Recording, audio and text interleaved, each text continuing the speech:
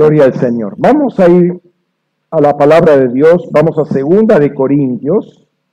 Segunda de Corintios. Ay, perdón, me olvidé de esto. De esto es lo que vamos a hablar. Y vamos a la segunda carta de Pablo a los Corintios, un capítulo muy conocido, capítulo 3. Y vamos a leer a partir del versículo 7. Ahí está, si pueden llegar a leerlo bien. Si no, supongo que tienen sus Biblias. Dios bendiga ricamente a los que nos están siguiendo por internet. Señor, los guarde, los fortalezca y que reciban también ahí a distancia todo lo que recibimos nosotros desde acá, desde lo presencial, por así decirlo. Amén. Leemos entonces la palabra de Dios. Y si el servicio de muerte grabado con letras en piedra fue con gloria, tanto que los hijos de Israel no pudieron fijar los ojos en el rostro de Moisés a causa de la gloria de su rostro, gloria que está siendo extinguida, ¿cómo no será con más gloria el servicio del Espíritu? Porque si en el servicio de condenación hay gloria, mucho más abunda en gloria el servicio de la justicia. Pues aún lo que fue glorioso no es glorioso en este caso a causa de la gloria que lo sobrepasa. Porque si lo que tenía que ser extinguido pasó por medio de gloria, mucho más es en gloria lo que permanece. Así que, teniendo tal esperanza, somos muy osados, y no como Moisés, que ponía un velo sobre su rostro para que los hijos de Israel no fijaran los ojos en el fin de lo que está siendo extinguido. Pero el entendimiento de ellos fue embotado, porque hasta el día de hoy, sobre la lectura del viejo pacto, permanece el mismo velo no descorrido que en Cristo se desvanece. Pero aún hasta el día de hoy, siempre que se lee a Moisés, un velo está puesto en el corazón de ellos. Pero cuando si alguno se convierte al Señor, el velo es quitado, porque el Señor es el Espíritu, y donde está el Espíritu del Señor hay libertad. Pero nosotros todos con rostro descubierto, contemplando como en un espejo la gloria del Señor, vamos siendo transfigurados por el Espíritu de gloria en gloria en la imagen del mismo, la imagen misma del Señor. Gloria al Señor. Estamos viendo, perdón que me voy a sentar, porque resulta un poco incómodo. Estamos viendo, les decía, los 4 espíritus de los seres vivientes que están rodeando rodeando el trono de Dios y que son reflejos del trono, del gobierno y de la voluntad de Dios. O sea, lo más cercano a Él son estos seres vivientes. Al tener que ver con el gobierno y estar rodeando el trono, es obvio que se trata de una lectura del reino de Dios. El Señor nos había revelado 4 patas de gobierno, o que necesita el gobierno de Dios para establecerse, y eso tenía que ver con la enseñanza, la seguridad, la salud y la misericordia.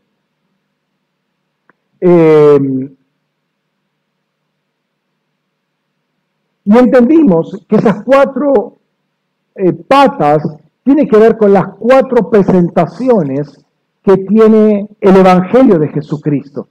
¿Sí? Cada Evangelio, cada perfil que desarrolla el Evangelio de Jesucristo,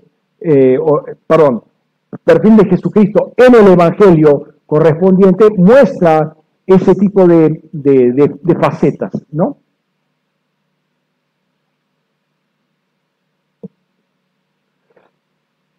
Por ejemplo, vemos en el rostro del león que está asociado al Evangelio de Mateo, y donde hay toda una enseñanza muy detallada y muy organizada del reino de Dios. Está constantemente hablando del reino de Dios y en grupos muy, o sea que no va directamente en forma cronológica como fue Dios, como fue Jesús dando las enseñanzas, sino que evidentemente hay una mano organizadora para agruparlos y particularmente en 5 grupos de enseñanzas.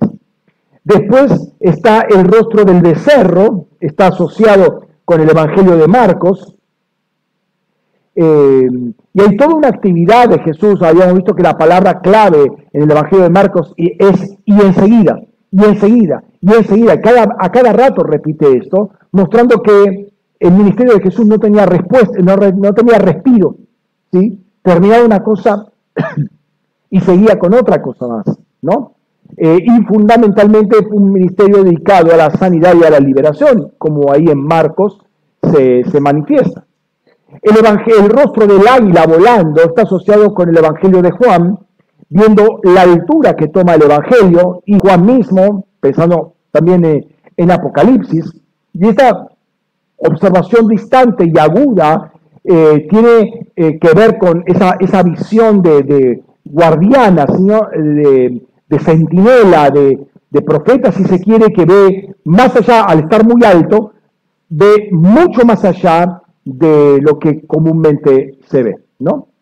Y finalmente, y eso nos toca ver hoy, está el rostro del hombre asociado con el Evangelio de Lucas, donde ninguno presenta, si bien no es la vez que aparece más la expresión hijo del hombre, pero sí es el lugar donde más se lo manifiesta a él como hijo de hombre, con mucha misericordia y con mucha presencia de chicos, de mujeres, de viudas, de ancianos, de aquellos que de alguna manera no tienen voz, ¿no? Pero estas patas que Dios las mencionó, implica que son patas que se apoyan en algo, o sea, se apoyan en la tierra, obviamente. Las patas, sea de una mesa, de una silla, tienen que ser todas del mismo tamaño, porque si no, ¿vieron esas hamacas que algunas veces aparecen en algunas sillas, ¿no? Tienen que estar todas a la misma altura. Y si hablamos del trono de Dios, que es central en la escena de Apocalipsis 4 y Apocalipsis 5, no se puede asentar en la tierra si esas 4 patas o alguna de ellas falta. Necesita las 4 patas, ¿no? La presencia, si la presentación de Jesús en esta cuádruple imagen está ausente, hay algo que va a faltar, hay algo que es la mesa o la silla se va a caer ahí.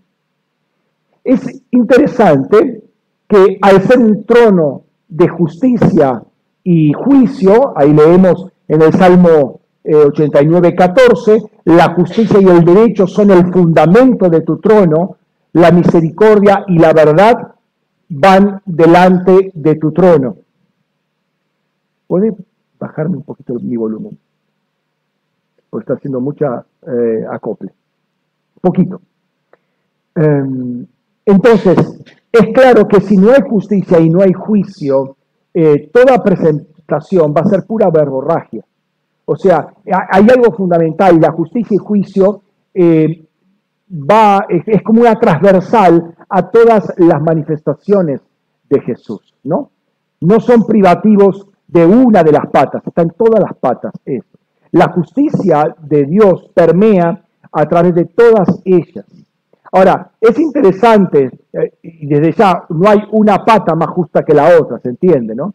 Ahora, es interesante porque ahí dice, la misericordia y la verdad van delante de tu rostro.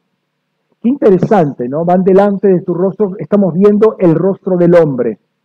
Noten que en las presentaciones anteriores, la del águila, la del león y la del becerro, no hablaba del rostro hablaba de un ser como un águila, como un buey, un becerro, como un león. Pero acá dice el rostro de un hombre. Ya vamos a tocar este punto. Ahora, leamos un poco el texto de Apocalipsis que describe bien esta visión. Y tenemos ahí en Apocalipsis capítulo 4, versículos 6 al 8, leemos lo siguiente. Y delante del trono hay como un mar de vidrio semejante al cristal, y en medio del trono y alrededor del trono, 4 seres vivientes están llenos de ojos por delante y por detrás. El primer ser viviente es semejante a un león, el segundo ser viviente es semejante a un becerro, el tercer ser viviente tiene rostro como de hombre, y el cuarto ser viviente es semejante a un águila volando. Los 4 seres vivientes, cada uno de ellos tiene 6 alas alrededor y por dentro están llenos de ojos y no dan reposo día y noche gritando, Santo, Santo, Santo, Señor Dios Todopoderoso, el que era, el que es y el que viene. 4 seres vivientes están alrededor del trono, pero hay algo más curioso acá. Están alrededor del trono, pero están en medio del trono al mismo tiempo. Entonces ahí yo me planteo, a ver, ¿cómo puede ser esto? Entiendo muy bien si, digamos, este es el trono alrededor del trono. Está claro. Pero ¿cómo puede estar alrededor del trono y en el trono al mismo tiempo? Eso a mí no me termina de cerrar. No lo llego a comprender. Y esto abre ciertamente preguntas de cómo es el trono de Dios para estas 4 entidades diferentes a Dios, estén alrededor y en medio del trono al mismo tiempo.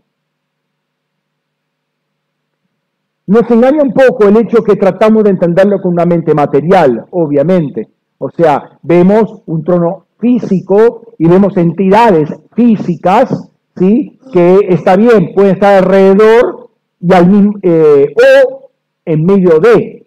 Pero claro, en el caso de entidades espirituales no tienen ese problema de incompatibilidad, pueden estar al mismo tiempo en un lugar y en otro.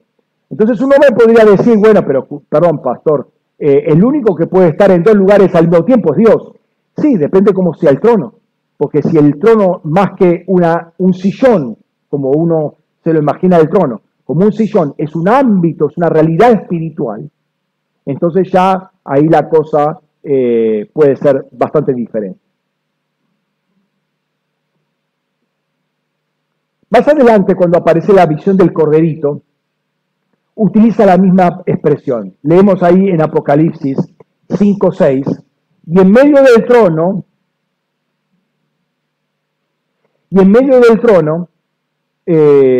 y de los 4 seres vivientes y de los ancianos, vi al que había hecho estar en pie a un corderito como degollado, que tenía 7 cuernos y 7 ojos, que son los 7 espíritus de Dios enviados a toda la tierra. El corderito está en medio del trono, pero se supone que en el trono está Dios mismo sentado.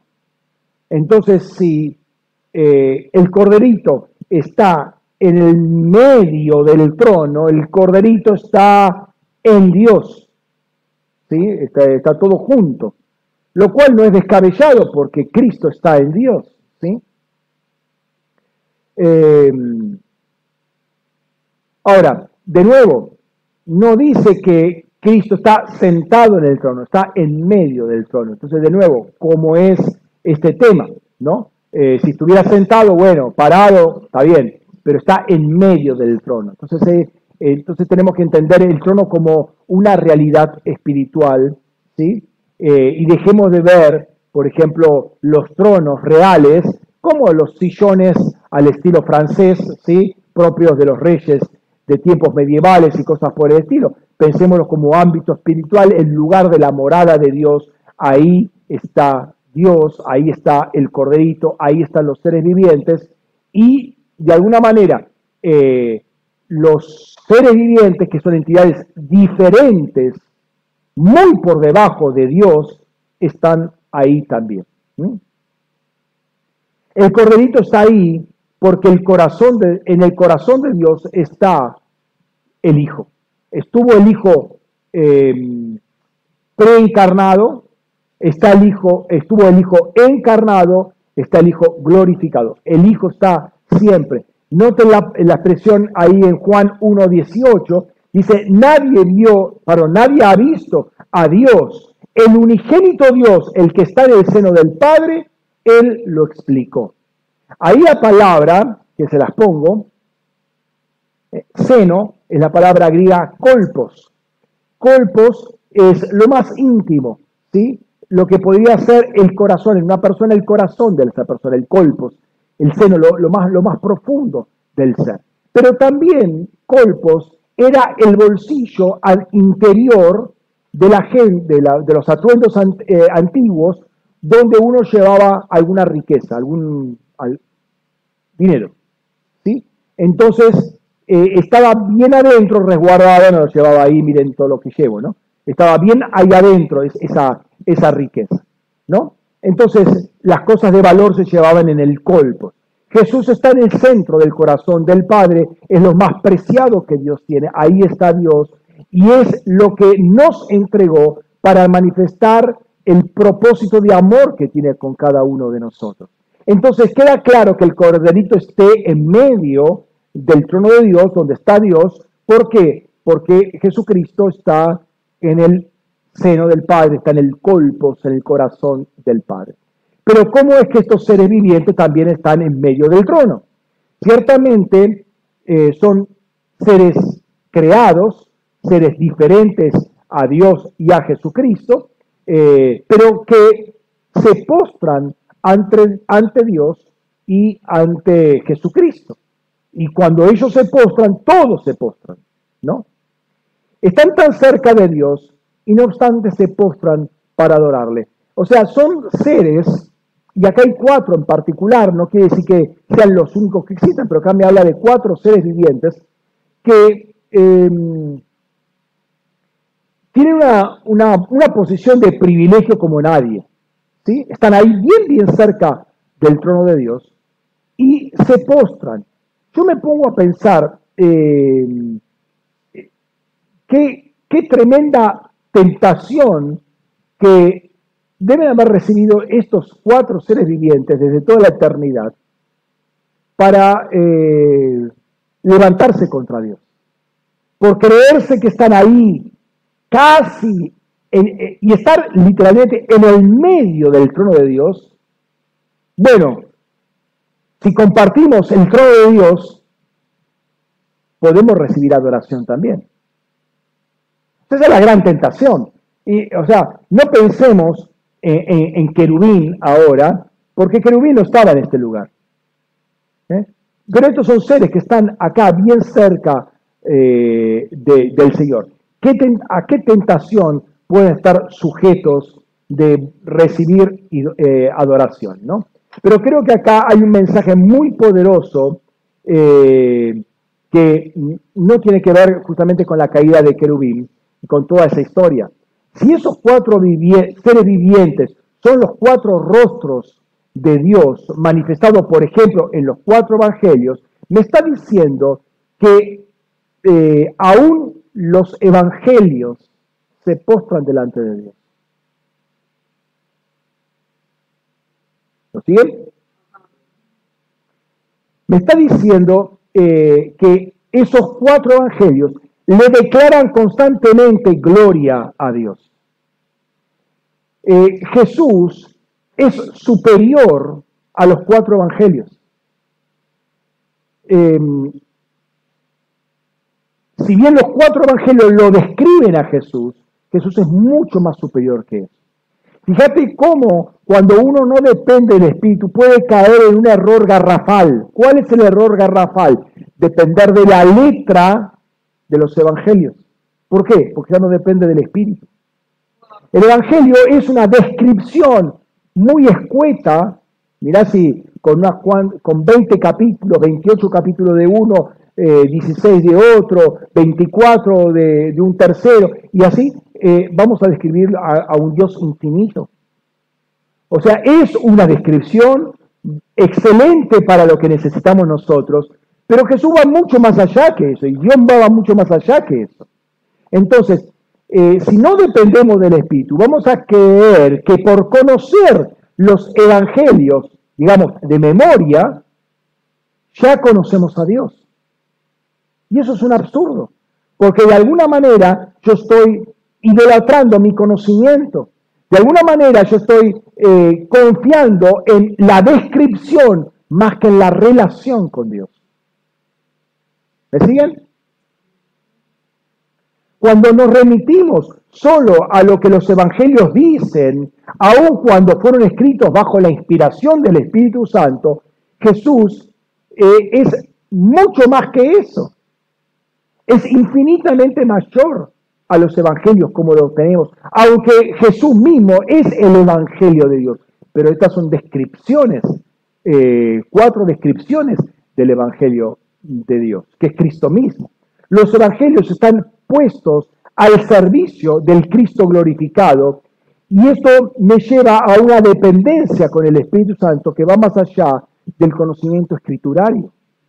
Yo puedo tener mucho conocimiento de la Escritura, pero tengo que tener una dependencia con el Espíritu Santo para que me lleve a la revelación, al Espíritu que escribió lo que escribió. No quedarme con la letra. Notemos estos 2 versículos. 2 de Corintios, capítulo 4, versículos 3 y 4. No. Perdón. No. Está mal ahí. Versículos 3 y 4 son. Me equivoqué acá. Y si nuestro evangelio está aún encubierto, entre los que se pierde está encubierto, en los cuales el Dios de este siglo cegó la mente de los incrédulos para que no les resplandezca la luz del evangelio de la gloria de Cristo, quien es la imagen de Dios. Me llama la atención esto de que no le resplandezca la luz del evangelio de la gloria de Cristo, que es la imagen de Dios. El Dios de este siglo cegó la mente de la gente que no cree. Cuando vos no crees, listo, se acabó. Vos le das la autoridad a la tiniebla para que te embote tu mente, para que dependas de la mente y bueno, puedas llegar a decir cualquier barbaridad y aún te dan un título de doctorado. Y esto lo digo con conocimiento de causa. El Dios de este siglo cegó la mente de los incrédulos, es decir, la fe que habilita a ver algo que tu mente no te permite ver, o que no lo vas a ver por la mente. O sea, lo querés razonar, pero no lo vas a poder razonar. ¿Por qué? Porque se capta por el espíritu, no por la mente, es decir, por el alma. Pero esta luz del evangelio es la gloria de Cristo. Si bien el evangelio es glorioso, el evangelio habla de la gloria de Cristo. ¿Sí? Pero Pablo subordina en otro lugar el evangelio a la gloria de Dios. Noten en 1 Timoteo 1:11, dice, conforme al evangelio de la gloria del bendito Dios, el cual me fue encomendado. ¿No? Entonces, fíjense, conforme al evangelio de la gloria del bendito Dios. El evangelio está subordinado, habla, describe algo de la gloria del bendito Dios. Otra cosa interesante de estos seres vivientes es que están llenos de ojos por delante y por detrás. Esto es muy interesante.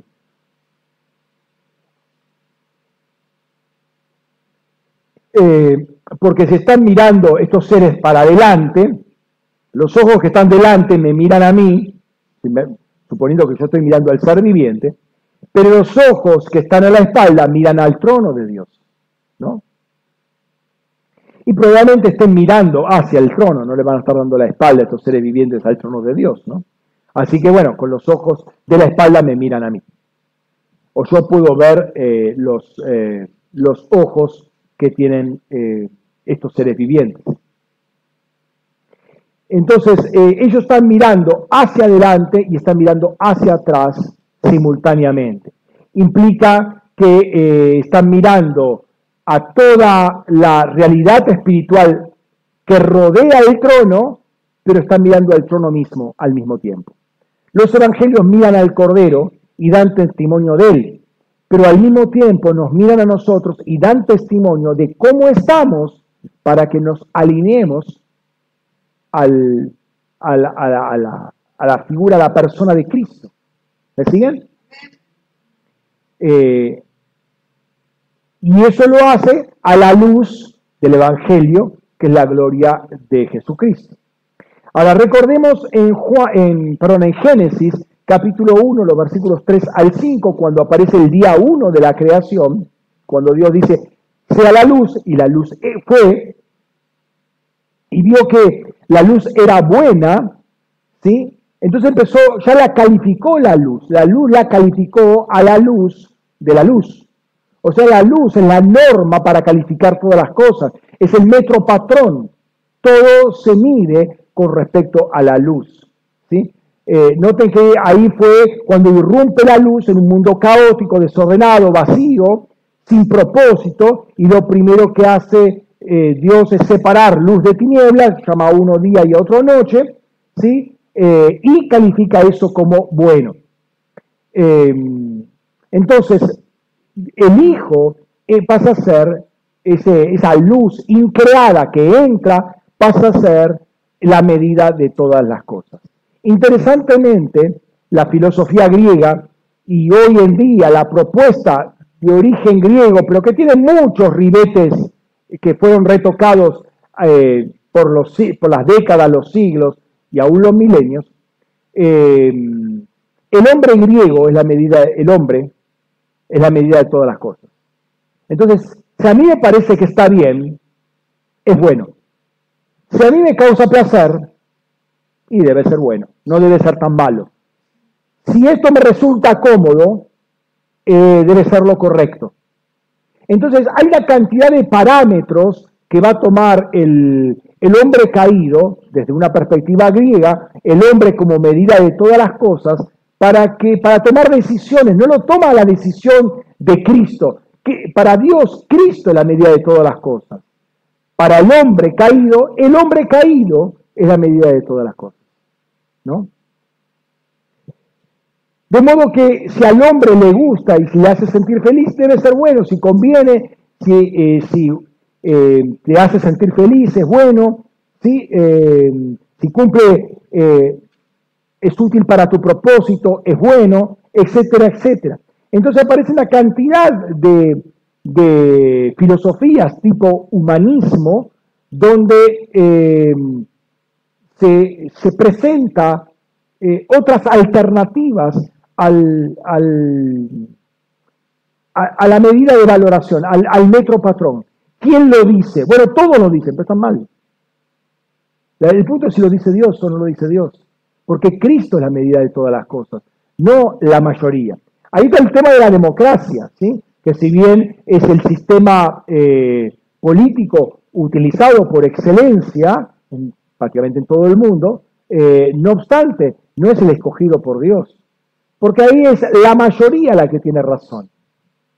Pero la mayoría lo crucificó a Cristo. O sea que no siempre tiene razón. La mayoría buscó liberar a Barrabás. Muy actual, ¿no? Parecería. O sea, la justicia de los hombres, la elección popular, no siempre tiene la razón, ¿no?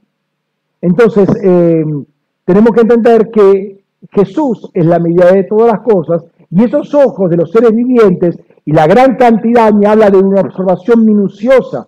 Esos seres vivientes se fijan en cada detalle de Dios, de Cristo. ¿Para qué? Para ponerlo en nosotros.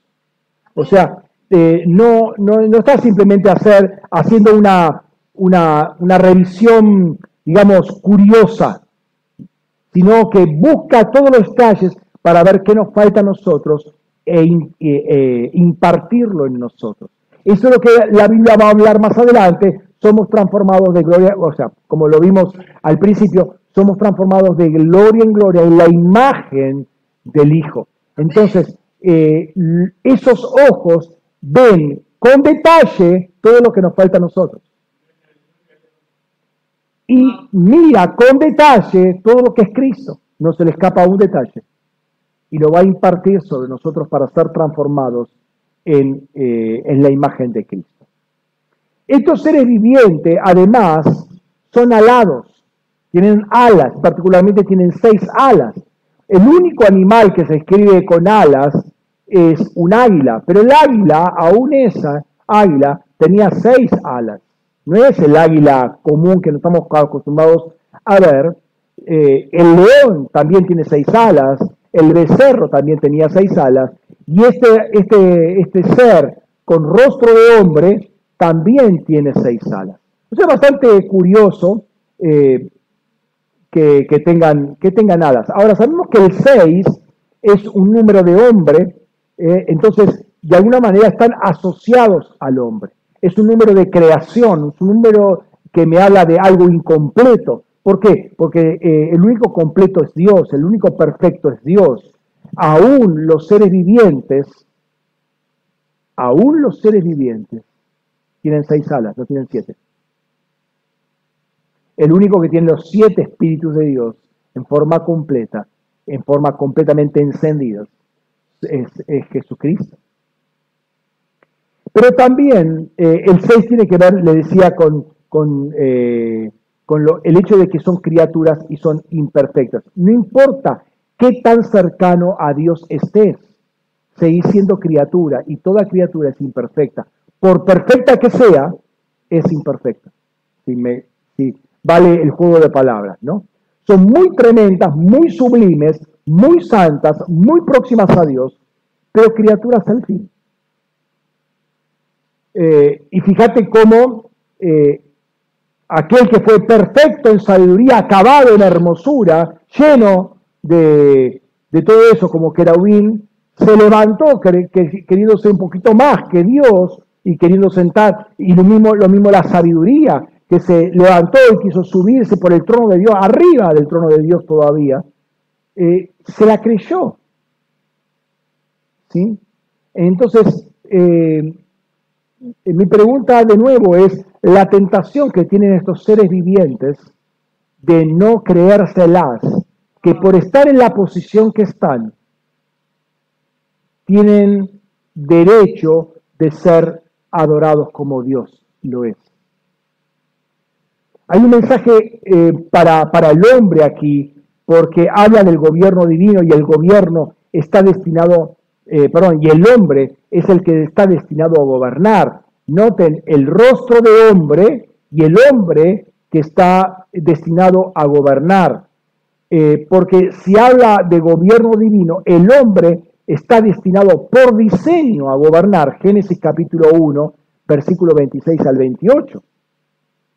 Y el hombre está diseñado así para gobernar. Entonces, de alguna manera, y noten esto, siempre que Dios se manifestó, a menos que haya sido por fuego o por voz, ¿sí? Que salió la voz, pero siempre que se manifestó fue en forma antropomórfica.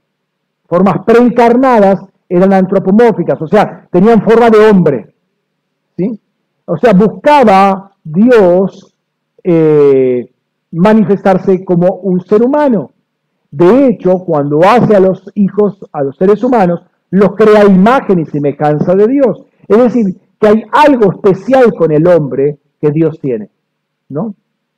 El hombre está destinado a gobernar. Entonces, estos 4 seres vivientes van a trabajar sobre el hombre para que este hombre gobierne en esa cuádruple faceta. ¿Mm? Los 4 seres vivientes tienen ojos por delante y por detrás. Lo que está representado por el 6 son las alas, y estas son destinadas a volar. Y aunque en el caso de Ezequiel las alas también las utiliza para cubrirse como señal de humildad, es una señal de un ser creado, ¿sí? Los ángeles son creados, entonces se cubren con las alas para estar delante de la presencia de Dios. Aquí estos seres tremendamente cercanos a Dios pueden permanecer ahí porque están declarando constantemente la gloria de Dios. Es más, necesitan hacerlo. En el momento que no lo hacen, fueron. O sea, fíjate que dice que no dan respiro, no, sin cesar, constantemente están diciendo, santo, santo, santo, dice ahí, 4:8, santo, santo, santo, es el Señor Dios Todopoderoso, el que era, el que es y el que ha de venir. Esto no lo hace en un fin de semana, no lo hace en los montes de oración solamente a las mañanas, lo hace 24/7, permítame esa expresión, tratando de la eternidad. Están constantemente alabando. ¿Para qué? Para no caer en tentación. La única forma de permanecer en ese lugar de privilegio, estar adorando. Y esto me da otra enseñanza. Cuando uno está cerca de Dios,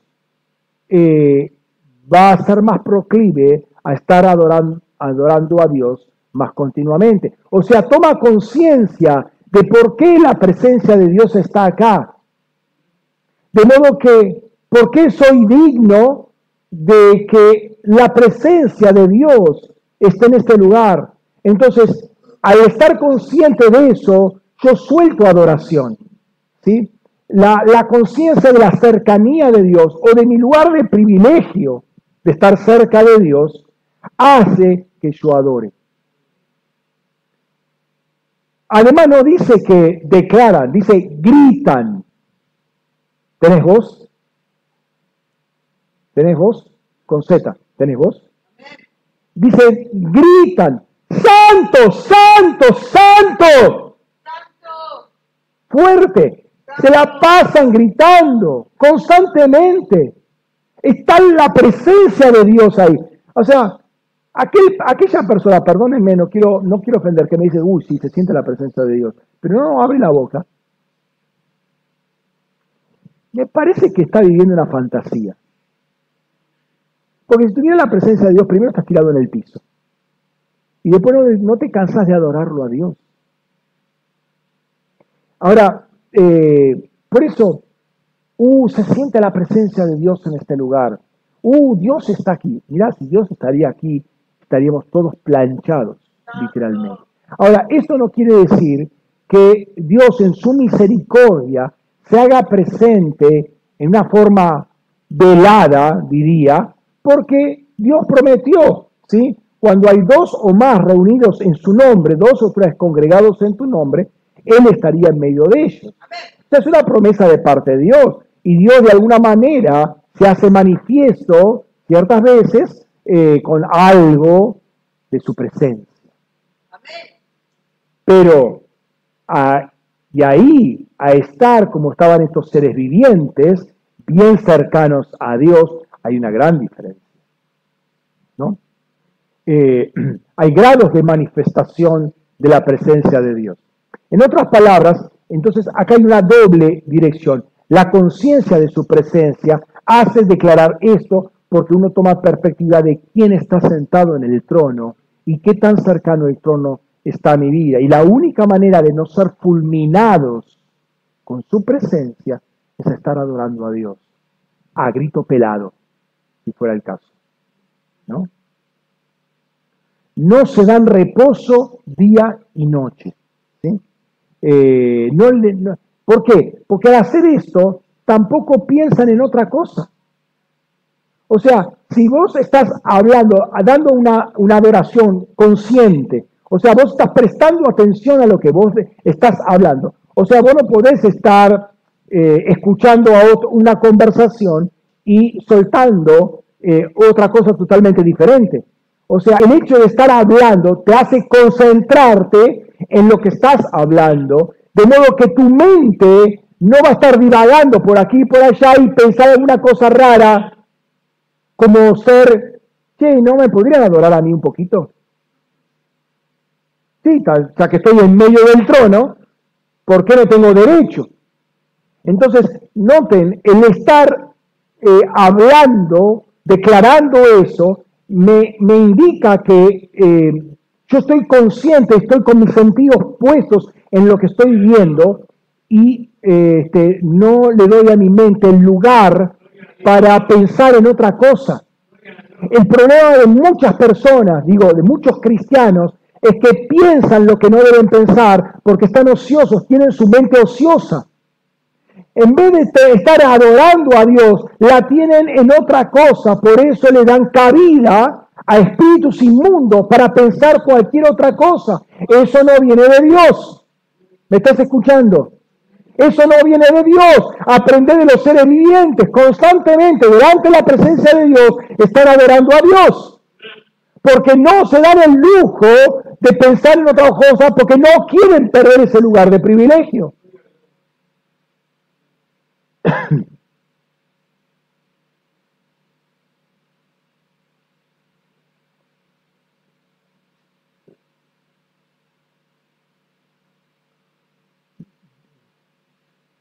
Si estos seres vivientes están representando al espíritu de los 4 evangelios, Pablo entonces, fíjate lo que dice en un momento, ¿sí? En Gálatas capítulo 1, versículos 6 al 9. Estoy maravillosa, esto se lo dice a los Gálatas, ¿no? Estoy maravillado de que así tan pronto estáis siendo desviados del que os llamó por gracia a un evangelio diferente. No que haya otro, sino que hay algunos que os inquietan y quieren tergiversar el evangelio de Cristo. Pero si aún nosotros o un ángel del cielo anunciara un evangelio contrario al que os anunciamos, sea anatema. Antes bien, como hemos dicho, también lo digo ahora otra vez, si alguno os anuncia otro evangelio contrario al que recibiste, sean anatema. Entonces, ¿qué me está diciendo eso? Que hay ángeles que están anunciando el evangelio. Hay entidades que están anunciando el evangelio. Ahora, puede ocurrirse a alguna de estas entidades no anunciar otra cosa, listo, es anatema. Aunque sea un ángel, es anatema. Es anatema el portador humano, el portavoz humano, como el portador angelical. Los seres vivientes ahí están proclamando un solo evangelio, en forma cuádruple, no pueden pronunciar otra cosa. Serían anatemas delante de Dios, se les acabó el juego, se les acabó el cuento. Entonces, cuando hay perversión del evangelio, es porque hay otro espíritu que está funcionando. No viene ese espíritu. Cuando hay una secta, por ejemplo, cuando hay una secta, por ejemplo, esa secta no está siendo iluminada, por así decirlo, por uno de estos 4 seres vivientes, porque están predicando un evangelio diferente. ¿Me siguen? No es uno de estos 4 seres vivientes. Si hoy estoy predicando, por ejemplo, cité recién Mateo, cité antes Juan. ¿Quién es el que suelta esa palabra de Mateo? El león. ¿Quién es el que suelta esa palabra de Juan? Es el águila. Ahora, si viene algo que no está dentro de los evangelios, ¿quién lo suelta? Ninguno de estos 4 seres vivientes, porque ¿de dónde salió? No salió del trono de Dios. ¿Me está entendiendo? De la realidad espiritual. Aún los evangelios están llevados por ángeles. Entonces, cuando soltamos una palabra, un mensaje, hay una entidad que está hablando de ese evangelio. Y acá notemos que está el evangelio en singular, el evangelio de Cristo. Porque es un solo evangelio, cuádruple, pero es un solo evangelio. Y aún las cartas de Pablo y todo lo que resta del Nuevo Testamento es algo que está describiendo al Cristo vivo. Una característica adicional, pero ahora que se diferencia con los otros 3 seres vivientes, es lo que vimos al principio. Y se los recalqué, pero lo vemos de nuevo. Apocalipsis 4:7 dice, Y el primer ser viviente es semejante a un león, y el segundo ser viviente es semejante a un becerro, y el tercer ser viviente tiene rostro como de hombre, y el cuarto ser viviente es semejante a un águila volando. Dice, tiene rostro como de hombre. Los demás eran como animales o semejante a animales. Este no dice que era semejante a un hombre, dice que la semejanza estaba en el rostro. O sea, recalca el rostro, y eso me gusta, recalca el rostro. Además, considerando que tiene 6 alas, difiere bastante de un ser humano común. Ahora, ¿qué es del rostro para abajo? No sé. Por ahí era un ser de fuego, era todo fuego, todo llama de fuego, no sé qué era, como los otros. No sé, tiene aspecto de león, pero con 6 alas es diferente a un león, ¿sí? Al menos como lo conocemos nosotros. Ahora bien, es bien sabido que el rostro refleja, quizás como ninguna otra parte del cuerpo, el estado de nuestra alma. Cuando uno ve el rostro de una persona, sabe si está bien o está mal, si está triste, está alegre, si está apesadumbrada por algo, está preocupada, si está tensa por algo, los músculos se te mueven, se te tensa todo, estás ahí con el ceño fruncido, estás con los ojos abiertos en señal de alegría, cosas por el estilo. El rostro, no hay comunicación del lenguaje. No necesito que uno está haciendo pucherito, uno no necesita palabras para saber lo que está pasando esa persona en el alma, porque el rostro ya lo está diciendo, ¿no? Una de las grandes promesas que tenemos de parte de Dios es que esperamos verlo ya no como un espejo. Ahora estamos viendo las cosas como un espejo, ¿sí? Fíjate, 1 de Juan, capítulo 3, versículos 2 y 3. Amados, ahora somos hijos de Dios y aún no se ha manifestado lo que hemos de ser. Pero sabemos que cuando Él sea manifestado, seremos semejantes a Él, porque lo veremos tal como es. Y todo el que tiene esta esperanza en Él se purifica a sí mismo como Él es puro. La única forma de verlo tal como Él es ser semejante a Él.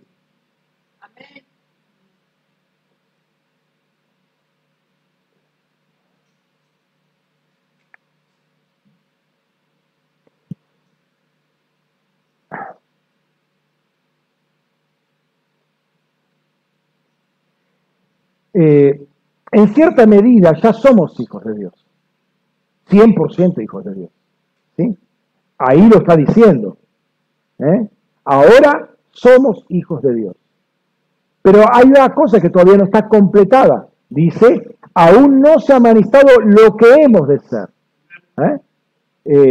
Hay algo que el Espíritu Santo que fue dado como garantía, como arrabón, ¿sí? Como primer pago, ¿sí? Para darnos confianza en que la obra va a ser completada.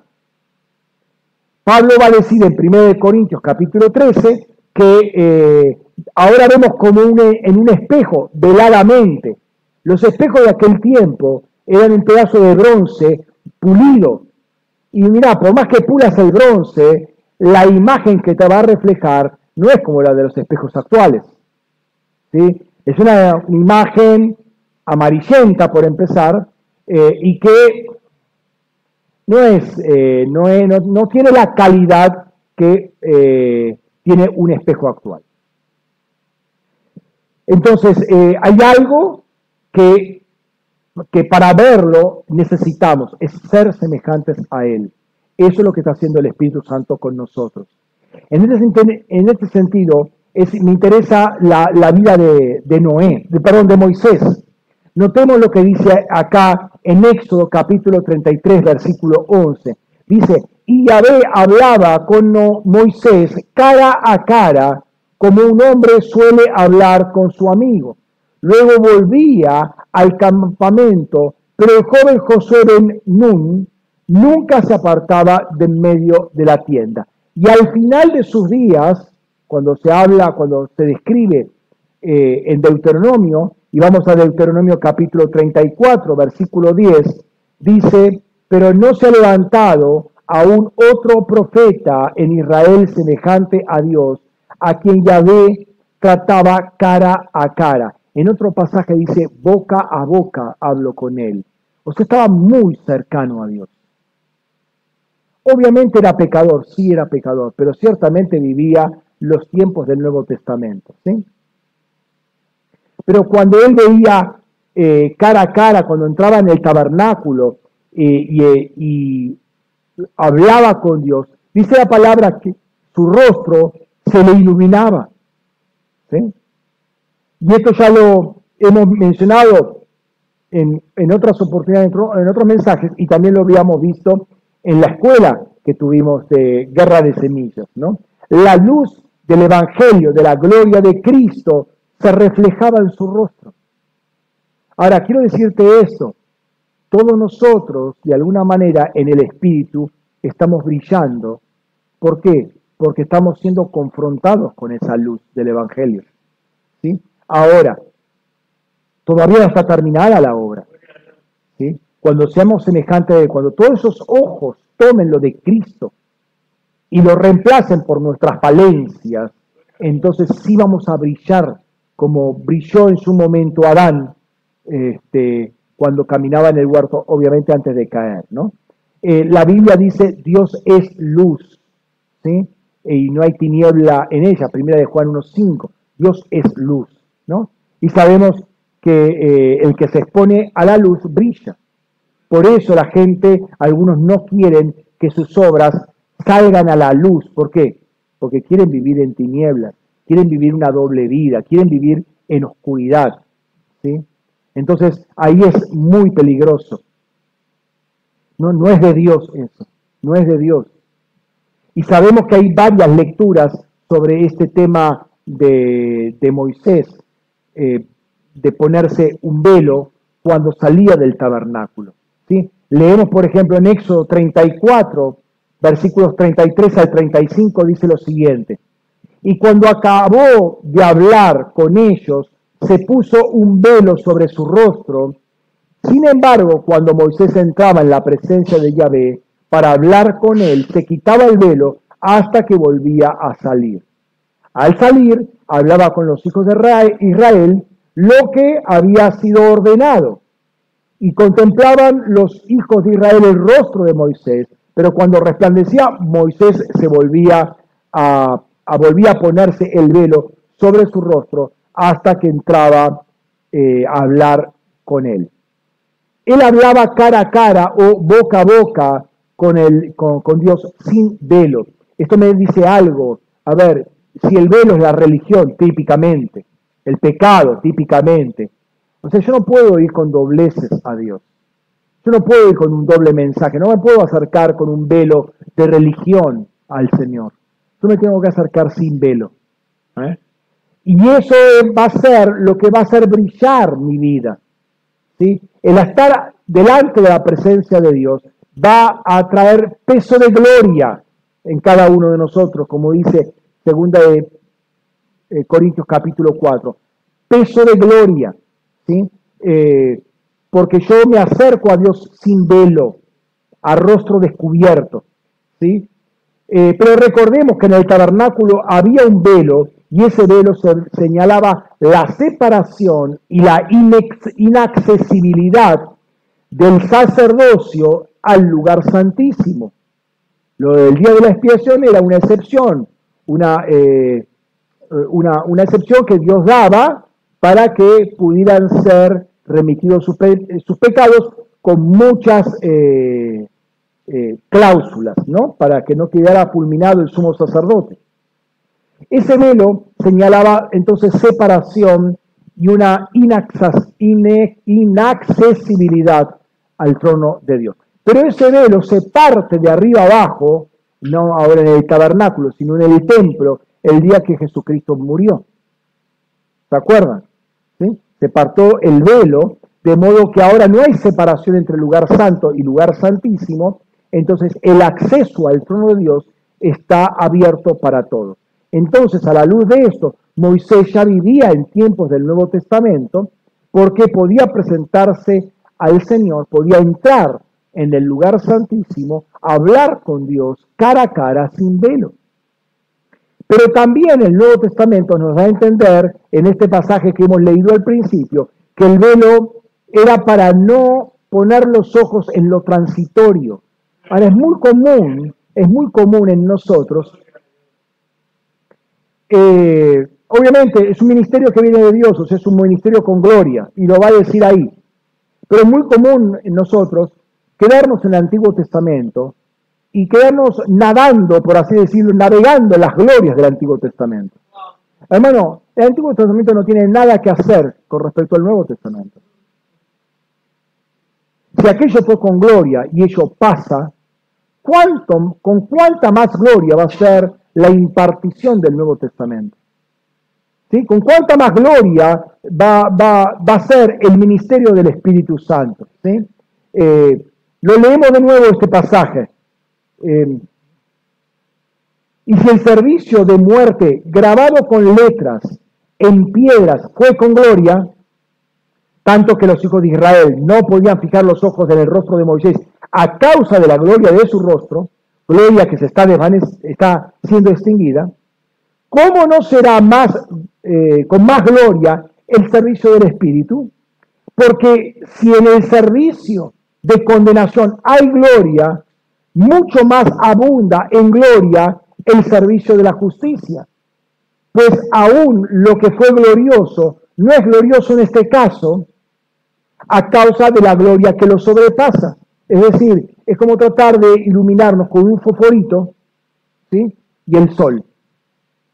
El fosforito, la llama del fosforito seguramente te da sombra al sol. El fosforito nunca te va a dar luz en pleno día con el pleno sol. ¿Sí? Entonces, esa es la comparación, de alguna manera, que está mostrando acá Pablo, en comparar el ministerio glorioso del Antiguo Testamento, el de la letra, el de la condenación, el de la muerte, varias palabras que se utilizan, con el ministerio del Espíritu Santo.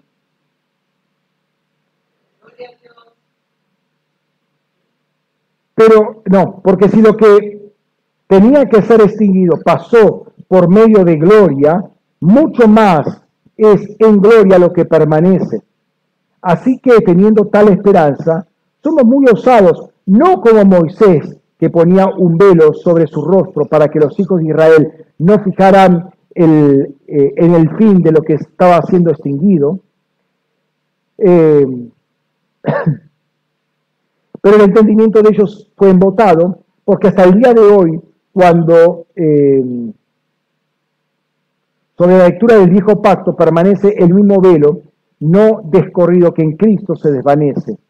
Y aún hasta el día de hoy, siempre que se lee a Moisés, un velo está puesto sobre el corazón de ellos. Pero que cuando alguno se convierte al Señor, el velo es quitado porque el Señor es el Espíritu, y donde está el Espíritu del Señor hay libertad.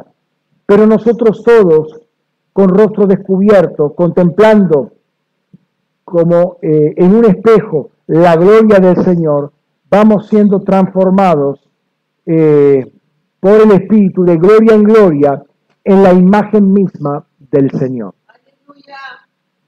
Entonces acá tenemos una tercera lectura. El velo está puesto en el corazón de las personas que no se han convertido. Entonces, el velo está puesta con la gente que tiene su mente embotada. Perdón. Tiene su mente embotada. Y este velo tiene que ver con el pecado que por Cristo es removido. Por lo cual ahora uno puede empezar a visualizar esa gloria de Dios.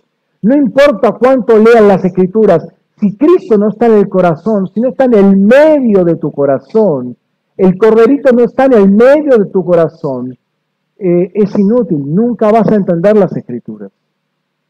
¿Por qué? Porque la mente se te embota, porque lo que traen estos seres vivientes es la revelación del Evangelio y no la letra.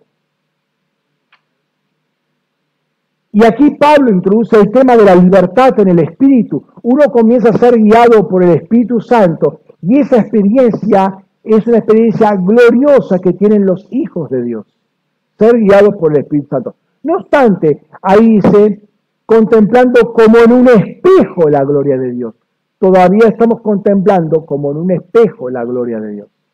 No lo vemos cara a cara la gloria de Dios.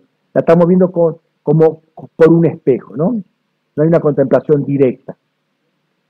No obstante, dice ahí que estamos siendo transformados progresivamente y de gloria en gloria, o sea, cada vez con más peso de gloria en nuestro favor, cada vez que nos acercamos a Él. Entonces, el velo ponía un límite, ahora no hay límites. Ahora está tu deseo de acercarte a Dios. Ahora está tu anhelo de querer más de Dios. Antes había un velo, de acá no podés pasar, ese velo ya no existe más. ¿Y qué tan cerca puedo estar de la presencia de Dios? La que vos quieras.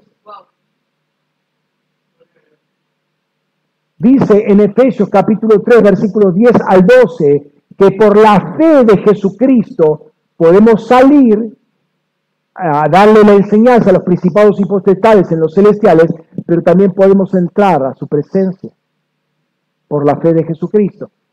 ¿Cuánto puedes acercarte al Señor? Lo que tu fe te alcance. Ahora, hoy hablamos de fe. Uy, sí, yo tengo una gran fe, pastor. Sí, yo le voy a poner las manos encima y se va a sanar. Bien, perfecto. Pablo dice, nadie tenga mayor nivel de fe del que debe tener, ¿no? Efesios, Romanos capítulo 12. Ahora, fíjate eso. Tenés fe para sanar una enfermedad, es decir, tenés fe para salir y batallar con una enfermedad. Pero ¿cuánta fe tenés para entrar y qué tan cerca del trono estás adorando al Señor? Porque si no estás en iguales proporciones mínimamente, quizás más lo segundo que lo primero, la fe se transforma en presunción. O sea, vos decís, yo confieso, aleluya, tengo la fe del mundo, toda, y un poco más. Fe del mundo y algunos planetas adicionales. Pero si no estoy en la presencia de Dios, hermanos, si por la fe podés entrar en la presencia de Dios, ¿por qué no estás en la presencia de Dios? Entonces yo diría que esa fe es presunción y yo no correría ningún riesgo. ¿Me estás siguiendo?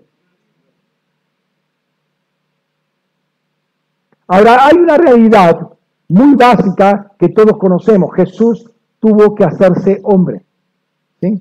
Pero fue un hombre el que pecó y que le entregó todo el gobierno del mundo a Satanás, el Dios de este mundo, y luego tiene que ser un hombre el que revierta ese proceso. Por un hombre, mejor dicho, por causa de Adán, Dios fue corrido del Edén, o sea, el Edén fue retirado por causa de un hombre, por la falta de fe de Adán. Por un hombre entra de nuevo Dios en la tierra por medio de Melquisedec. Estoy hablando de Jesús preencarnado. Ahora, si un hombre le fue dado gobierno, primer Adán le fue dado gobierno, el segundo Adán tiene que recuperar el gobierno. Y eso es lo que va a hacer Jesucristo en la cruz. Tiene que revertir ese proceso. En aquella oportunidad, Adán y Eva obraron en libertad, libremente, pecaron libremente. Y acá Jesús decide libremente también hacer la voluntad de Dios. Dice Hebreos capítulo 10, versículo 7, entonces dije, he aquí, vengo, oh Dios, para hacer tu voluntad. En la cabecilla del rollo está escrito acerca de mí. Noten, la cabecilla del rollo, ¿sí?, está escrito acerca de mí. Escribe acerca de. no hace una descripción total y minuciosa de Él. Está escrito acerca de mí.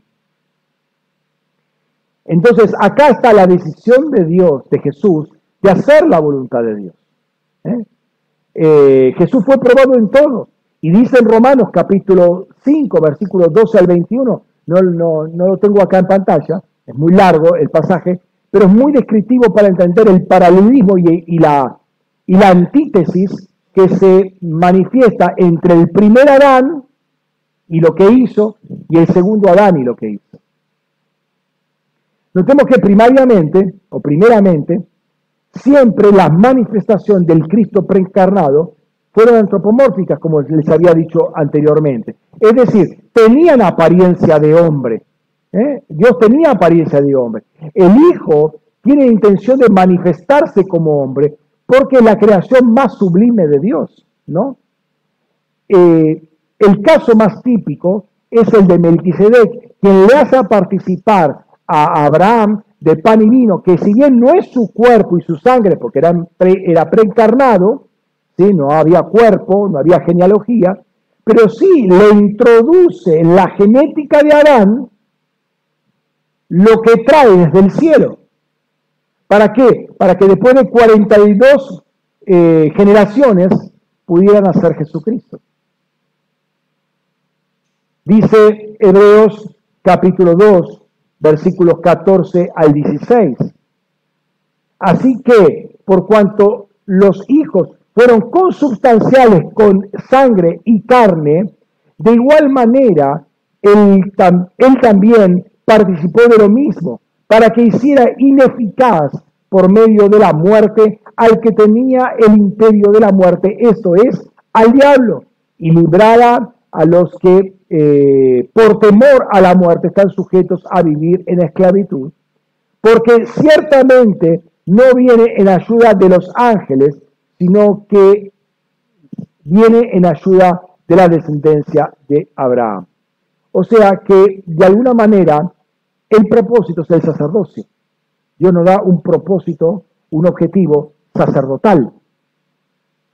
Pero según el diseño, el hombre tiene diseño de gobierno. Entonces, noten que Moisés, o sea, Dios a través de Moisés, le dice una palabra en Éxodo capítulo, ahí al pie del monte de Sinaí. Dice, ahora pues, si de veras escucháis mi voz y guardáis mi pacto, entonces vosotros seréis objeto de mi predilección y entre vosotros y entre todos los pueblos, porque en mí es toda la tierra, y me seréis un reino de sacerdotes y una nación santa. Estas palabras hablarás a los hijos de Israel. Entonces, a ver, ¿qué es lo que sucede acá?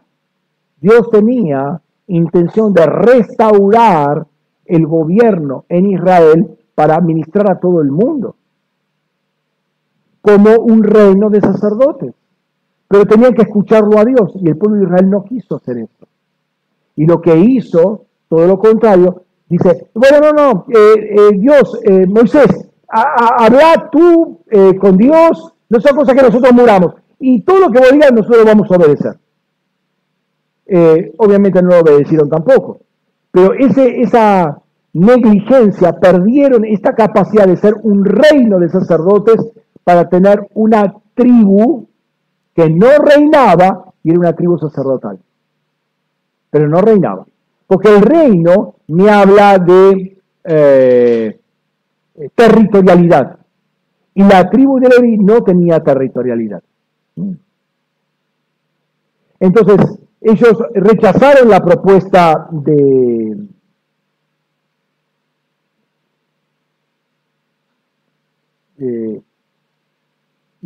Moisés y prefirieron que él fuera el intermediario. En Primera de Pedro, capítulo 2, versículo 9, y en Apocalipsis 1:6, va a decir que nosotros somos un reino de sacerdotes. Así que somos sacerdotes, el objetivo del sacerdocio se vuelve a cumplir en nosotros. Toda la iglesia es sacerdotal, por lo tanto, toda la iglesia está representando a Dios Y toda la iglesia representa al mundo delante de Dios.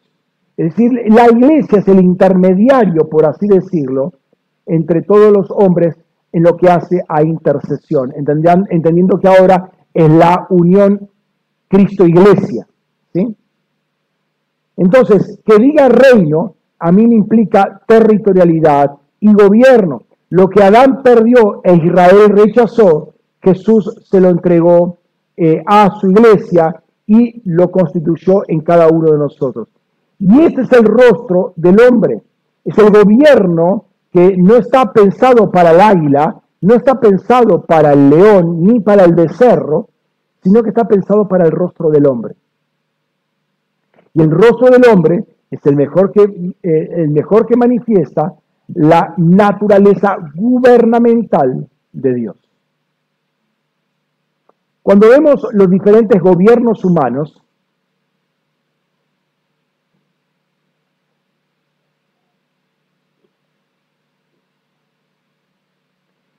vemos tiranía, vemos despotismo, vemos crueldad, control, injusticia, una cantidad de males, por haber sido alternativas a lo que Dios quiere.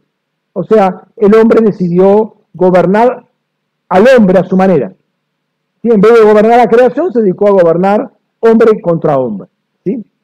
El gobierno debe ser realizado a favor de los gobernados por ellos y no a favor, y que todos le den gloria a Dios, como le dan los 4 seres vivientes, y no a favor del que gobierna, y que todo venga para nosotros.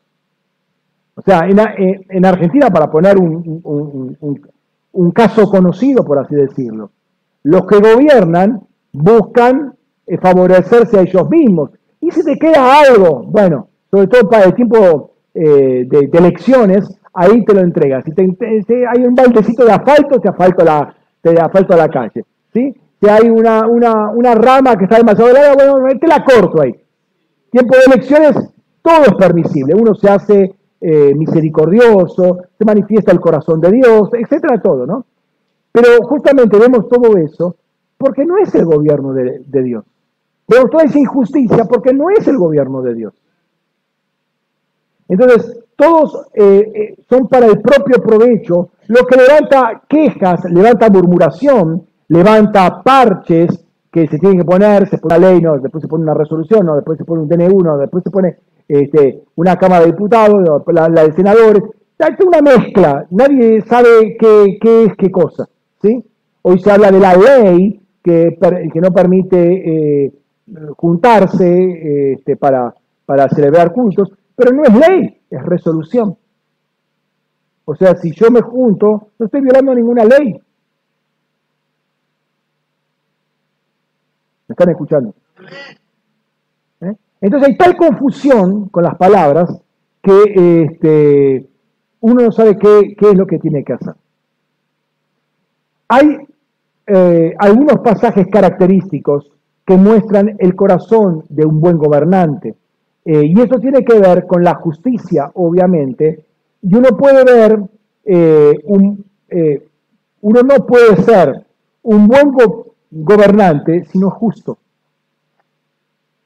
Porque básicamente el trono de Dios se manifiesta en justicia, se asienta sobre justicia y misericordia. Habíamos leído ahí el Salmo 89:14.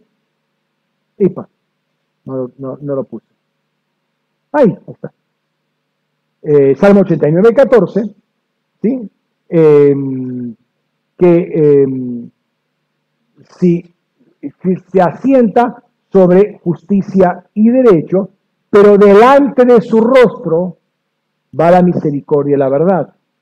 Qué interesante que me hable del rostro acá, en este ser viviente, para manifestar esto que tiene que manifestarse siempre, que es la misericordia y la verdad, sobre una plataforma de justicia y juicio. Pensemos en Adán antes de la caída, cómo trataba a los animales. Le daba nombres pero precisos en función de lo que hacían o eran esos animales, o el fin, el propósito que tenían esos animales. Si vemos a Noé, esto desmenuzado un poco del hebreo, ustedes van a ver que Noé trató con mucho cuidado a los animales. Los introdujo al arca, los sacó del arca, todos de dos en dos, no todo desordenado. Bueno, salga, bueno, pues como partido de fútbol, ¿no? Cuando termina el partido de fútbol, todos salen como malón, o como un aula cuando hay un recreo, ¿no? Salen todos, a ver, pobre la ventana que esté cerrada ahí, porque si no, que se quedan sin ventana. Acá todos salen ordenadamente, pero antes que salgan ordenadamente, él agarra una paloma y la envía. Y la misma palabra que utiliza para enviar la paloma, es la palabra que utiliza para recoger la paloma. Qué interesante el cuidado. Vení para adelante, para adentro, ya que no encontraste nada. No es así. Había mucho cuidado, mucha ternura en Noé. Notemos que Noé quiere decir descanso. Y dice que la paloma, no encontrando reposo, no encontrando lugar donde apoyar sus pies para reposo, fue a donde era el reposo. Era Noé el reposo. Noé quiere decir reposo. Entonces, qué interesante esta delicadeza, esta ternura, este cuidado que Dios o que hombres de Dios tuvieron en su momento para con los animales. Obviamente después la cosa cambió con respecto a los animales particularmente, pero cuando uno ve a Jesús en el Evangelio de Lucas, por ejemplo, el autor lo retrata con gran compasión con niños, mujeres, viudas, huérfanos, ancianos, como ningún otro evangelio. De hecho, la palabra misericordia aparece 11 veces y es la palabra que aparece más veces en un documento del Nuevo Testamento. La justicia no es ajena a la misericordia, al contrario, son dos caras o dos caras de una misma moneda. Y diría que en la medida que uno es misericordioso, va a tener posibilidad de ejercer autoridad contra las estructuras de poder que están manejando la sociedad en forma injusta. Y acá no estoy hablando de seres humanos, no tenemos lucha contra carne ni sangre. Estamos hablando de recursos en el espíritu. Fíjate lo que dice Apocalipsis, capítulo 2, versículos 26 al 28. Y al que vence, y al que guarda mis obras hasta el fin, le daré autoridad sobre las naciones y la pastoreará con vara de hierro, así como son desmenuzados los vasos del alfarero, los vasos de barro, los vasos de barro, como también yo la he recibido de mi Padre, y le daré la estrella de la mañana. Es obvio que no sería muy coherente si el autor acá estuviera hablando de naciones humanas. Es decir, Dios no trata así a las naciones, a garrotazo limpio, ¿no? Está hablando de otras naciones, de entidades espirituales que gobiernan sobre todo un mundo caído, y son entidades espirituales caídas, están en el raquía. Va a darles vara de hierro, o sea, autoridad para desmenuzar. Lo que está hablando es a principados y potestades que se levantan contra la humanidad. En efecto, vos fíjate que que Jesús, lo primero que hace, cuando empieza la primera enseñanza, es la del Sermón del Monte. Y en el Sermón del Monte, el versículo 5:5 de Mateo, dice, bienaventurados los mansos, porque ellos heredarán la tierra.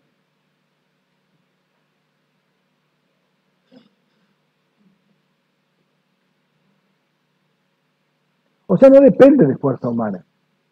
No es con espada, no es con ejército, es con mi Santo Espíritu, dice el Señor. Y no tenemos lucha contra carne y sangre, sino contra principados, contra potestades, con huestes espirituales de maldad en regiones espirituales, ¿no? El manso es el que no reclama derechos.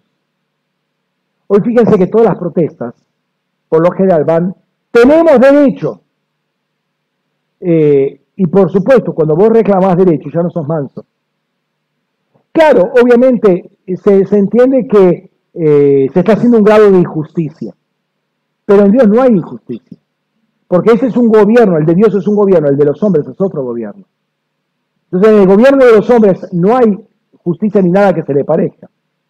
Este capítulo 5, termina diciendo lo siguiente, 5:48 de Mateo.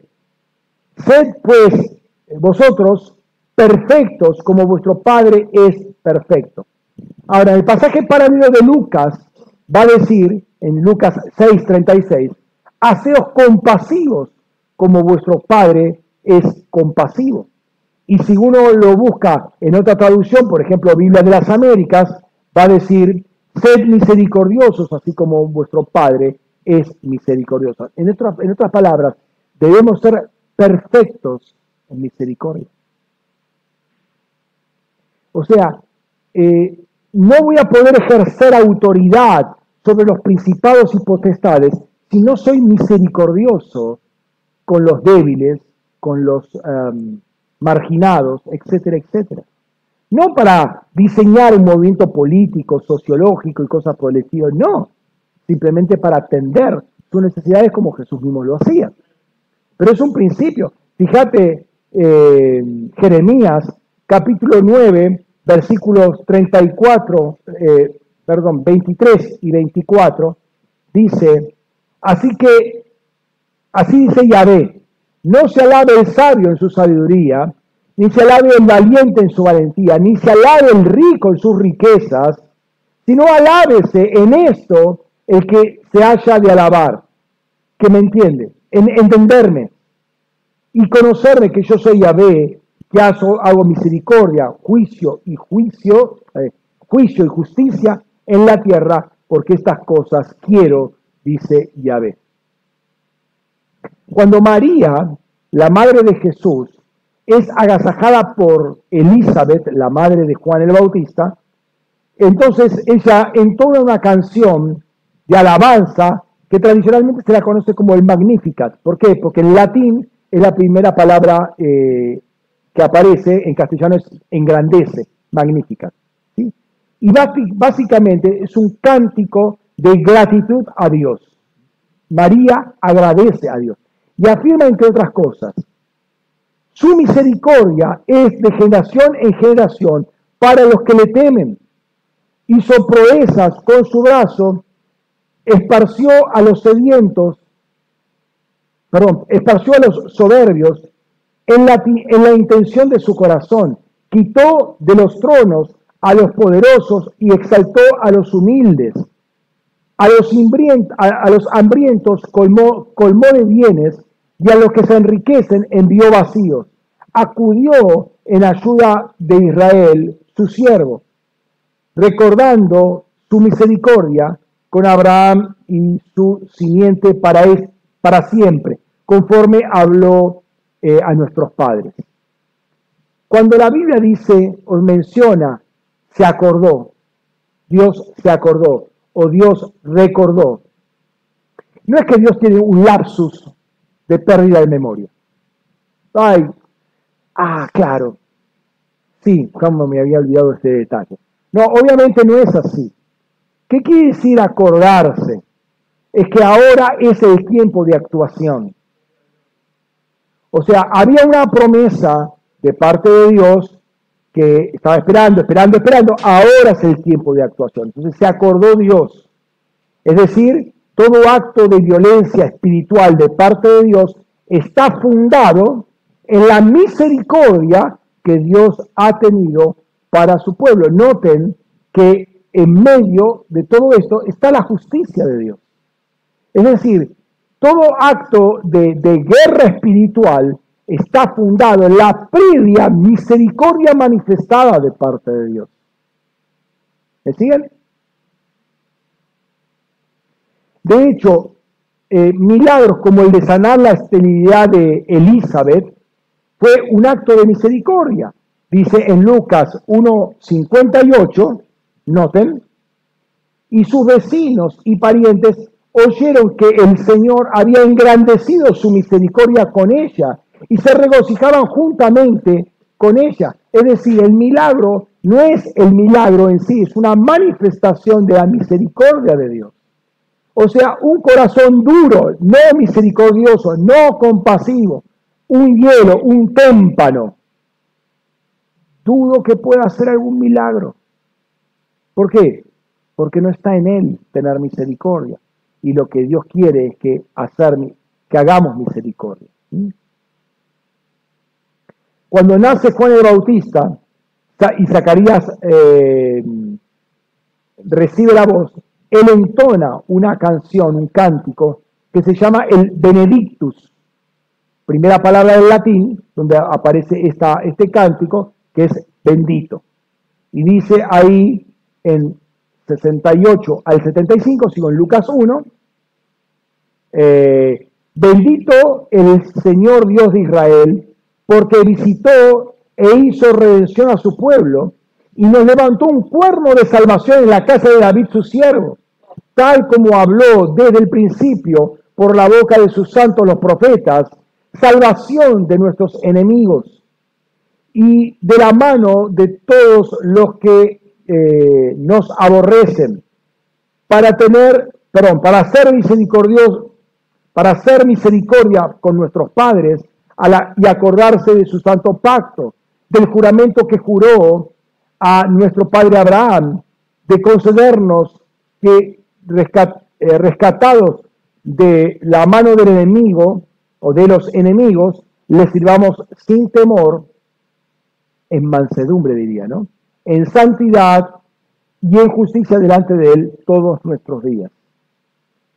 Es muy interesante que habla de tener misericordia hacia atrás.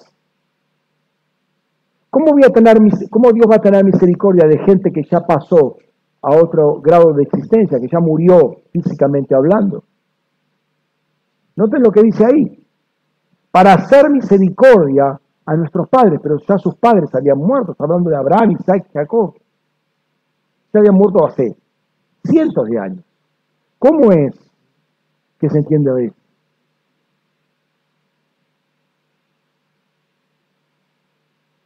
Había algo que había quedado pendiente, porque Dios había dado una promesa, pero quedó como promesa. Se iba perfilando la cosa, pero seguía en promesa. No había un desarrollo. A ver, ¿cuándo la promesa deja de ser promesa y es una realidad? Entonces, había quedado eso pendiente. Pero todos estos padres, en ese momento, se formaron como esos padres que murieron en su momento, fueron a formar la nube de testigos. Y la nube de testigos habla, y le habla particularmente a Dios, diciéndole, ten misericordia de nosotros. ¿Para qué? Para que después diga, para hacer misericordia con nuestros padres. O sea que los padres, Abraham, Isaac, Jacob, Isaías y demás, están vigentes en ese momento, y hay un diálogo entre ellos y Dios, de modo que ellos están diciendo a Dios, ¿cuándo vas a tener misericordia de nosotros y vas a establecer tu pacto? Entonces, en ese sentido, uno ve la misericordia, por así decirlo, hacia atrás. Entonces había quedado pendiente esa promesa.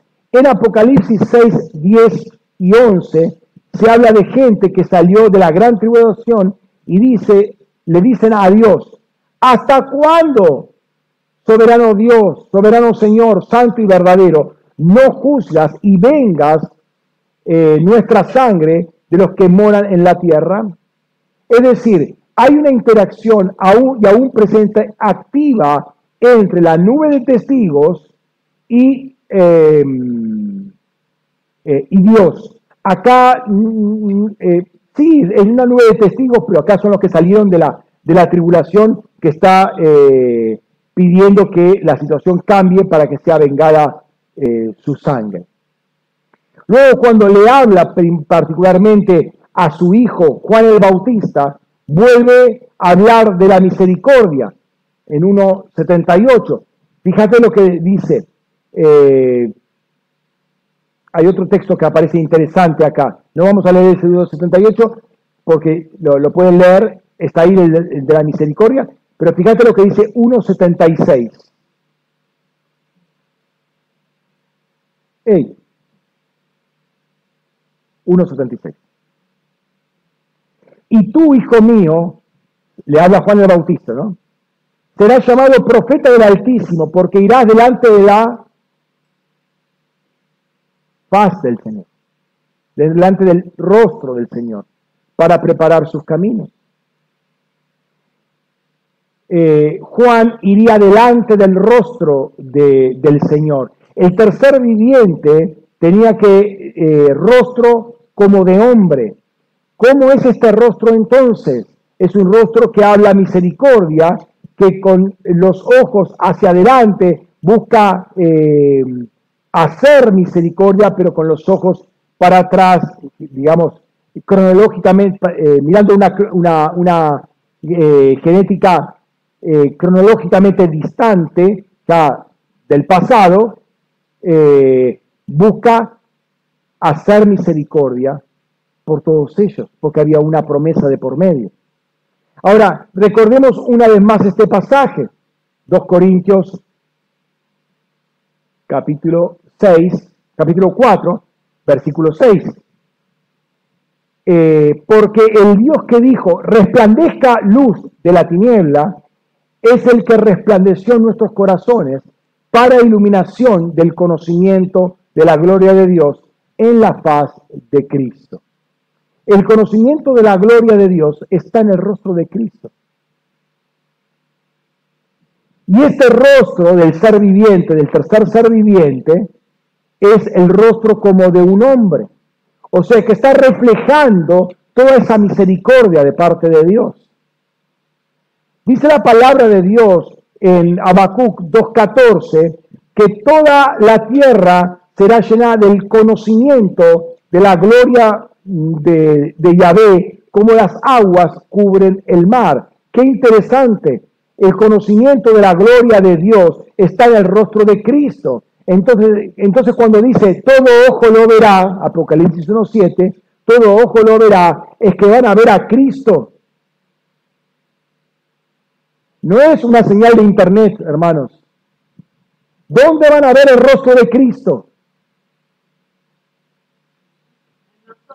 En nosotros, en la iglesia van a ver. ¿Por qué? Porque toda la tierra va a ser llena del conocimiento de Dios, porque la iglesia en su plenitud va a estar cubriendo toda la tierra con el conocimiento. Vamos a reflejar en la tierra el conocimiento de su rostro, el conocimiento de la gloria de Dios. ¿Por qué? Porque lo vamos a ver tal como Él es, sin velo.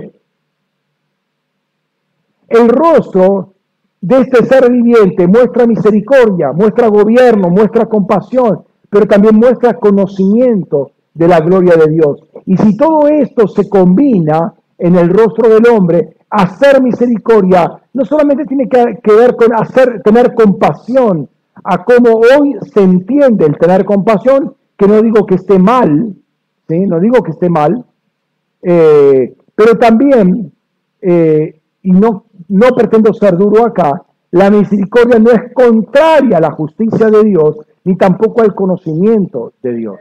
Es decir, no por manifestar misericordia de Dios, yo voy a ser justo o me voy a ser ignorante y voy a justificar ignorancia en las Escrituras o de las Escrituras, porque me paso haciendo misericordia.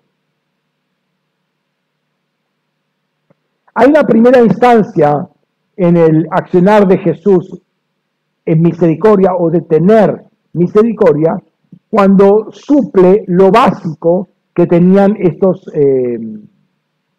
¿cómo se llaman? Cuando suple la necesidad de las necesidades básicas de la gente que tenía a su alrededor. Cuando Jesús alimenta a los 5.000, pide que se los alimente, denle vosotros de comer. En el relato de Mateo dice que sintió compasión. Interesante, ¿no?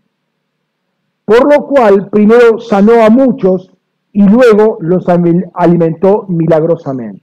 Es decir, es muy fácil empezar a hablar de teorías, de la teoría del Evangelio. El Evangelio no es una teoría, es una práctica. que es una manifestación de la misericordia. Noten que sanó a muchos y liberó a endemoniados porque tuvo compasión, tuvo misericordia.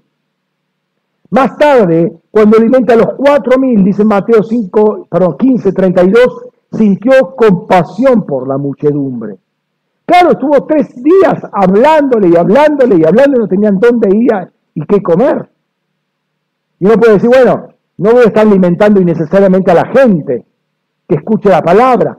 Es cierto, ellos estaban escuchando la palabra y hay una gran diferencia con muchas situaciones que se dan. Por eso nosotros hicimos esto del merendero o del cenero.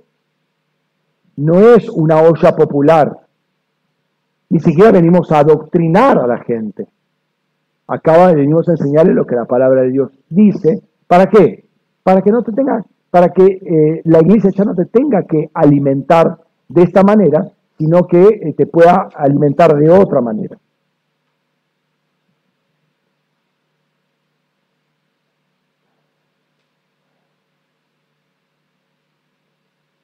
Hay un entendimiento del rostro de Cristo al ver la necesidad humana, al ver la aflicción, al ver el desconcierto, la presión, la tiranía de los gobiernos humanos, la injusticia, que lo movió a Jesús a moverse milagrosamente. Nuevamente te digo esto, si uno no tiene compasión, si no tiene misericordia por la gente, difícilmente pueda canalizar el poder de los milagros de Dios. Entonces, toda acción que uno hace tiene que ver con la manifestación o extensión del reino de Dios. Y esto habla del Evangelio en un sentido amplio delante del rostro de Cristo, de preparar el camino para la manifestación plena del Cristo vivo. ¿Sí? Entonces, ahora lo vemos todavía por medio de un espejo, pero después lo vamos a ver como realmente es. O sea, una de las cosas que nosotros tenemos que, digamos, ensayar, practicar, es el hacer misericordia. Es muy difícil no caer en los mecanismos de este mundo en cuanto a misericordia, ¿sí? Pero es lo que nos habilita para que el poder de Dios fluya. Quiero decirte que evangelismo es hacer misericordia. Evangelismo es una manifestación. Fíjate que cuando Jesús enseñaba, alimentaba también. Estaba comiendo en una mesa, estaba participando de alimentos. Entonces, la compasión del Señor siempre está de manifiesto. Así como el rostro que mejor manifiesta o refleja el corazón de la persona es el rostro del hombre, este ser viviente refleja como nadie el corazón compasivo y misericordioso del Señor, y que habla de justicia y que habla de verdad, pero también obra ante la necesidad y la desgracia humana, y trata de paliarla. Y cuando hay eso, pero no es simplemente le da un sobito y ya está, no, sana la enfermedad. Entonces, vienen, como lo hemos dicho, vienen para el cenero, para el merendero, para lo que sea, se le da una palabra, se le ora, o sea, uno tiene misericordia, pero se le da el paquete completo, se le da la palabra de Dios, se le enseña, no es ponerte solamente comida en el estómago, porque eso le hace crear dependencia a la persona, y eso es desarrollar un gobierno humano, y no es el gobierno divino. Dios los quiere a ellos que necesitan y están pasando por gran necesidad en este momento, se necesita devolverles el gobierno, lo han perdido completamente, no pueden gobernar ni su propia economía. Entonces ellos tienen que entender que pueden recuperar el gobierno. Ahora, yo quiero aclarar esto. Esto obviamente va para todos. No es... bueno, déjalo ahí. No. no me quiero meter en problemas, después me voy a tener que pedir disculpas.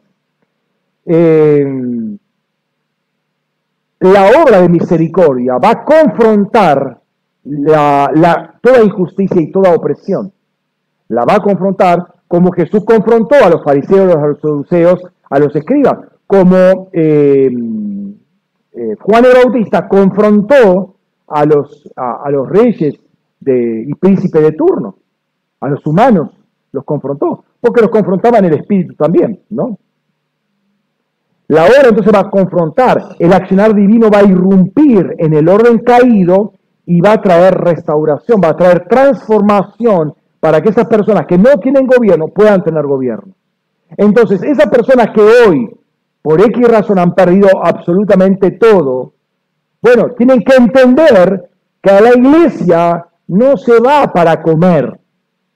Sí, es una acción de misericordia, pero es una acción de restauración para que ellos aprendan a gobernar y lo que perdieron les sea restituido. ¿Me están siguiendo? Entonces, claro, es muy fácil. Dame de comer. Dame de comer. Es que los gobiernos populistas hacen eso, para que estás viviendo siempre bajo la cuchara del gobernante. Y ellos te manejan como quieren. Pero el rostro del hombre lo que hace es restaurarte como persona. No sos un títere de la injusticia de este mundo. No sos ¿cómo se llama? Una marioneta. Sos un ser humano diseñado para gobierno y gobernás toda tu vida, gobernás tus emociones, gobernás tu mente, gobernás absolutamente todo, gobernás aún ámbitos celestiales. Y eso es lo que tienen que entender estas personas que vienen. Y gracias a Dios que vienen, no estoy diciendo, no la estoy espantando con esto. Pero esto es lo que tienen que entender ellos, que es una restauración integral. En el mientras tanto, se los ayuda. Esta obra de misericordia va a dar cabida a la transformación en la imagen del Señor. He de notar que cuando Dios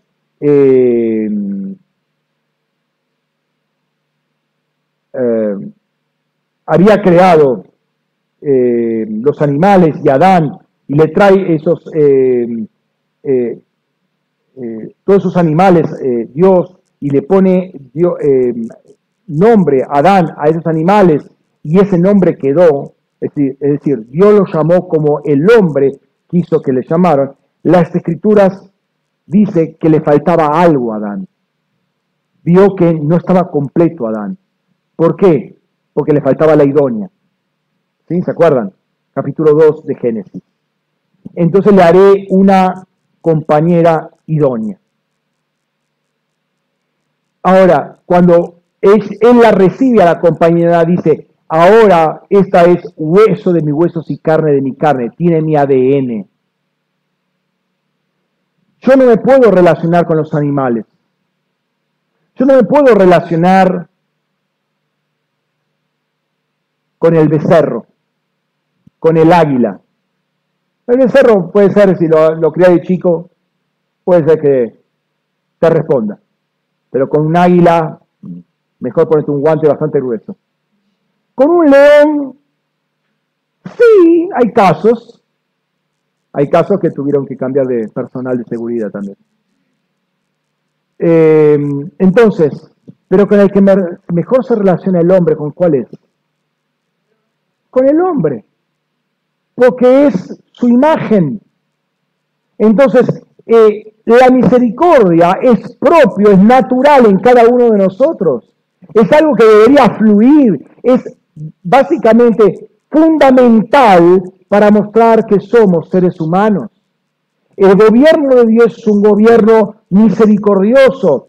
No es un gobierno que pega con garrotazos a todo el mundo. Es un gobierno que muestra misericordia, que da otras oportunidades, que levanta al caído para restaurarlo, pero no que busca asistencialismo. ¿Sí? Entonces, Nosotros no nos identificamos plenamente con los otros seres vivientes, pero sí con este que tiene rostro de hombre, porque es el más semejante a cada uno de nosotros. Es con el que nos podemos relacionar mejor. Si este ser viviente manifiesta el corazón compasivo y misericordioso de Dios, es algo que debemos aprender de todo gobierno divino.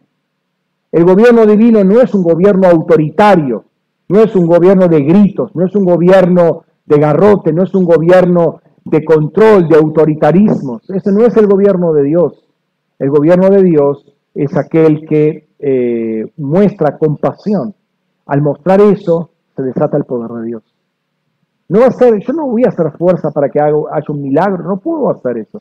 Ninguno de nosotros puede hacer eso. No puedo producir el milagro. Pero si yo manifiesto misericordia, el Señor va a producir el milagro. Porque no es por fuerza, no es con espada, es con el Espíritu. Entonces yo tengo que reflejar ese rostro de hombre. Así que en este rostro vemos la plenitud del conocimiento de la gloria de Dios, y conforme nos unimos a Él, vamos a ser capaces de manifestar ese conocimiento en toda la tierra. La gente va a ver, son diferentes. Se van a dar cuenta que somos diferentes. ¿Sí? ¿Por qué? No sé, el hablar es diferente, el actuar es diferente, lo que transmiten es diferente, todo es diferente. Pero sobre todo van a ser tocados cuando uno muestre misericordia y compasión, cuando muestre justicia. Ahí van a ser tocados. Cierra tus ojos un momento.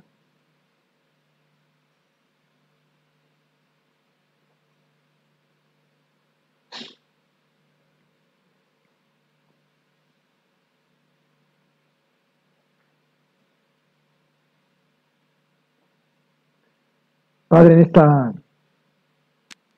mañana queremos reflejar esa misericordia tuya, Señor. Esa misericordia que no era algo que utilizabas como un comodín para acomodarte, para que ocurriese algo, sino que era propio de tu naturaleza. Manifestaba tu bondad, manifestaba tu deseo de tener comunión, tu deseo de formar una comunidad de gente transformada, restaurada. Y si es el caso hoy que vivimos en un contexto de mucha injusticia, de mucha tergiversación de valores, de muchas opresiones, desgracias, gente que grita, gente que hace cola algunas veces innecesariamente, gente desesperada, gente desinformada. Cuando la iglesia tiene para dar misericordia y a través de la misericordia va una enseñanza, a través de la misericordia va una sanidad, va un plato de comida, va un par de zapatos. Señor, sabemos que eso manifiesta tu gobierno, porque estamos mostrando el corazón que hay en ti. Padre, gracias por este tiempo, Rey. Señor, enséñanos a ser misericordiosos, perfectos en misericordia, como tú lo eres. Padre, ahí dice, sed perfectos como vuestro Padre en los cielos es perfecto. Y también, sed perfectos en misericordia. Padre, queremos ser perfectos, queremos manifestar esa perfección.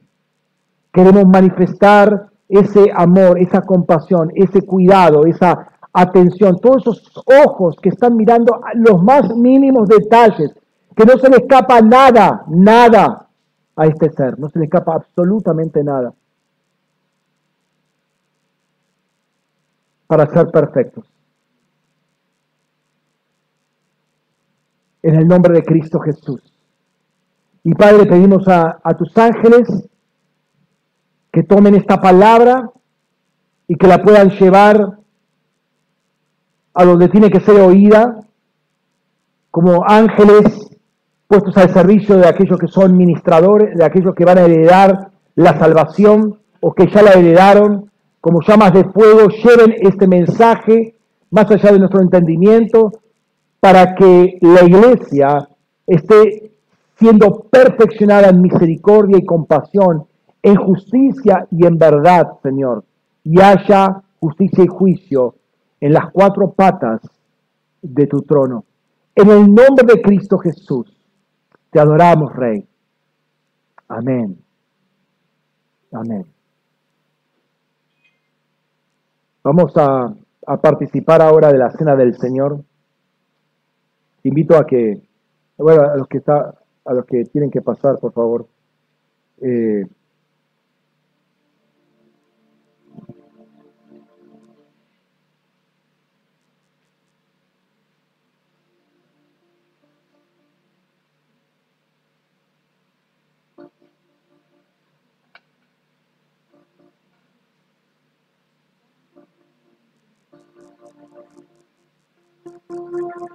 Aleluya.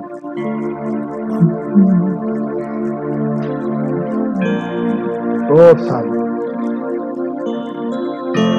Amén. Y miramos tu rostro, caminamos a la luz de tu rostro, las medidas del cielo son puestas en nosotros. Y miramos tu rostro, caminamos a la luz de tu rostro, las medidas del cielo son puestas en nosotros. Ven y construye tu casa, ven y construye tu casa, ven y construye tu casa con tus plomadas, con tus medidas. Ven y construye tu casa, ven y construye tu casa, ven y construye tu casa con tus plomadas, con tus medidas.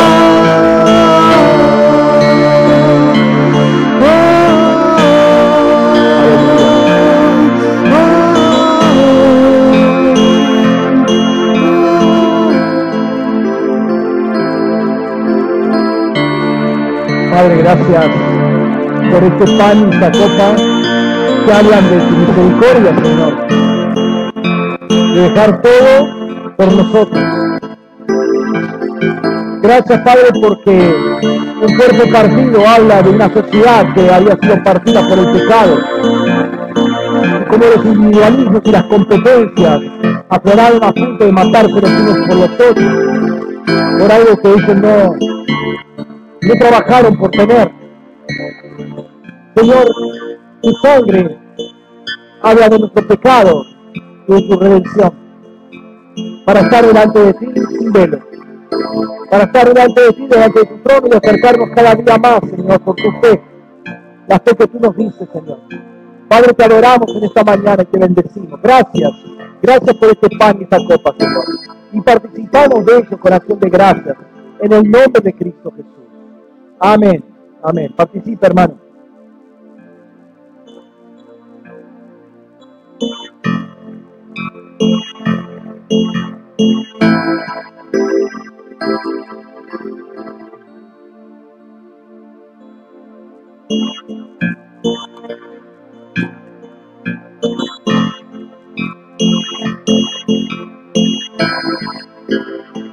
Y tu fuego consuma toda madera, toda hojarasca y todo heno. Construye tu casa con piedras vivas. Y tu fuego consuma toda madera, toda hojarasca y todo heno. Construye tu casa con piedras vivas. Ven y construye tu casa Ven y construye tu casa con tus pronadas, con tus medidas. Ven y construye tu casa. Ven y construye tu casa. Ven y construye tu casa con tus pronadas, con tus medidas. Amén. Señor, te adoramos. Gracias por este tiempo. Gracias, Padre. Bendecimos tu nombre, Señor. Bendecimos tu nombre. Gracias por todo acto de misericordia que has mostrado para con nosotros. Señor, gracias porque cuando estábamos perdidos, tú nos rescataste. Gracias porque cuando nadie se acordaba de mí, Señor, tú te acordaste de mí. Señor, y viniste y actuaste. Te dirigiste hacia el objeto de tu memoria. Y ese fue yo, ese fue mi hermano, fue mi hermana, Señor. Fue esta congregación, fue otras congregaciones. Tú te acordaste de cada uno de ellos y tuviste misericordia. Padre, te honramos a ti. Señor, queremos tener esa medida de observación, esa medida de misericordia, Señor. Perfectos en misericordia para poder manifestar ese conocimiento. No es un conocimiento, y entendemos ahora un poco más, que no es un conocimiento académico que tiene que ver con este conocimiento de la gloria de Dios, sino que tiene que ver con una experiencia de conocerte a ti como persona y de relacionarnos de la misma manera que tú te relacionas y cómo manifestamos a otros todo lo que tú tienes para nosotros, o todo lo que ya nos has dado. Y esa libertad del Espíritu, Señor, que nos has dado, Padre, la queremos disfrutar, Señor, la disfrutamos ya, y queremos que otros, toda la creación, como dice Romanos 8:22, toda la creación aguarda ansiosamente la manifestación de los hijos de Dios para que puedan disfrutar ellos también la libertad gloriosa que nosotros ya tenemos. Gracias, Padre, en el nombre de Cristo Jesús. Amén, amén. Dios les bendiga ricamente, hermanos. Gracias por compartir este tiempo. A los que están siguiéndonos por internet, que el Señor los bendiga ricamente y tengan una excelente semana. Nos vemos la próxima semana. Amén.